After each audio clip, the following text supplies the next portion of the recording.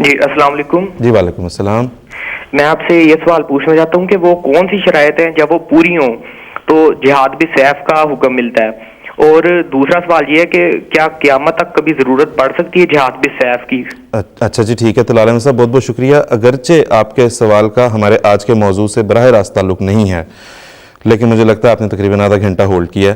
میں نصیر قمر صاحب سے گزارش کروں گا، نصیر قمر صاحب اس کا سوال کا مختصر سا جواب اگر ہم دے دیں، پھر ہم ایک بریک کی طرف جانا ہے اس کے بعد. قرآن کریم نے بڑی وضاحت سے بیان یہ فرمایا ہوا ہے، اور ابھی حضور ایدہ اللہ نے گزشتہ خطبہ جمعہ میں کل اس سورہ حج کی اس آیت کو پڑھ کے اس کے حوالے سے بھی اس مضمون کو بیان فرمایا ہے کہ اذن للذین یقاتلون بانہم ظلموا.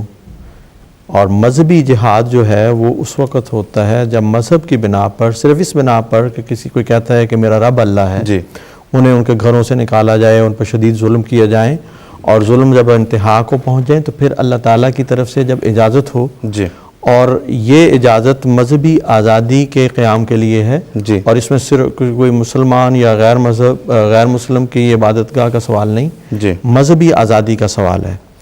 اور اس صورت میں نبی اکرم صلی اللہ علیہ وسلم کا نمونہ ہمارے سامنے ہے. 13 سال تک بڑی شدید تکلیفیں برداشت کیں، ہر قسم کے مظالم سہے، مدینہ میں جا کے بھی، لیکن جب وہاں پہ بھی جا کے تعاقب کیا گیا، حملہ آور ہوئے، یعنی ہجرت کی، سب کچھ چھوڑا، پھر بھی دشمن باز نہیں آیا. اور جب ظلم برابر جاری رہے تو اللہ تعالیٰ کی طرف سے اجازت دی گئی دفاعی طور پر. جارحانہ جنگ کا جو تصور جہاد کے نام پہ آج کل جاری ہے، اس کا قطعاً قرآن کریم سے، حضرت صلی اللہ علیہ وسلم کی اسوہ سے کوئی اس کا ثبوت نہیں ملتا. ٹھیک ہے. اس لیے دفاعی جنگ ہے، اور اس کی بہت ساری شرائط ہیں قرآن کریم میں اور احادیث نبویہ میں. بات لمبی ہو جائے گی اس پہ. ٹھیک ہے، بہت شکریہ. طلال احمد صاحب، ہم انشاءاللہ، کیونکہ جہاد کا مسئلہ ایک ایسا مسئلہ ہے جس پہ کہ بنیادی ایک اختلافات میں سے ایک ہے جو کہ غیر جماعت دوستوں میں اور جماعت احمدیہ میں پایا جاتا ہے، ہم اس موضوع پہ ضرور بات کریں گے. جس طرح نصیر قمر صاحب نے بھی بتایا، کل حضرت اقدس امیر المومنین ایدہ اللہ تعالیٰ بن نصر العزیز نے بھی اس موضوع پہ بڑے جو ہے وہ اس کو بیان فرمایا ہے بڑے لطیف انداز میں. آپ خطبہ بھی سنیں، اس سے بھی آپ کو سوال کا جواب ملے گا.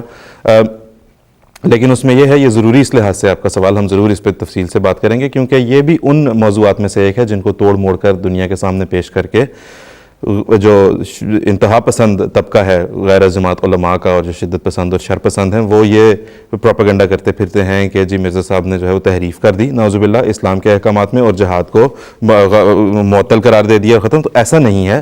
حضرت اقدس مسیح موعود علیہ السلام نے وہ شرائط بیان فرمائیں جو کہ اللہ تعالیٰ کی طرف سے اور اللہ تعالیٰ کے رسول صلی اللہ علیہ وسلم کی طرف سے بیان کی گئی تھیں، اور اس چیز پر ایمفسائز کیا کہ ان شرائط کو ملحوظ رکھنا ضروری ہے. ایسا ہی کیونکہ اس وقت وہ شرائط موجود نہیں ہیں، جی ٹھیک ہے، اس لیے جہاد بالسیف یا قتال جس کو کہتے ہیں وہ نہیں ہے. اس وقت دشمن جو اسلام پر حملہ آور ہے، جی وہ اپنے قلم سے اور زبان سے اعتراضات کر رہا ہے اسلام پر. جی اس لیے جس قسم کے ہتھیار دشمن استعمال کر رہا ہے اسلام کا، جی اسی قسم کے ہتھیاروں سے اس کا جواب دینے کا نام جہاد ہے. ٹھیک ہے. اور یہ بھی حضرت صلی اللہ علیہ وسلم کی پیشگوئی تھی کہ جب مسیح موعود آئے گا تو مذہبی جنگیں جو ہیں وہ موقوف ہو جائیں گی. بالکل ٹھیک ہے. اس کا یہ مطلب ہرگز نہیں ہے کہ بالکل نہیں، ہمیشہ کے لیے منسوخ ہو گئیں، بلکہ جیسا کہ حدیث کے الفاظ سے بھی پتہ چلتا ہے کہ تازہ الحرب و اوزارہا کے الفاظ ہیں. جب بھی وہ شرائط جو قتال کی ہیں وہ پوری ہوں گی، موجود ہوں گی، تو اس وقت وہ اس قسم کا جہاد کیونکہ اسلام میں یہ لاسٹ ریزورٹ ہے، یہ پہلی آپشن نہیں ہے، بلکہ یہ مجبوری کی حالت میں ایک ہے جو کہ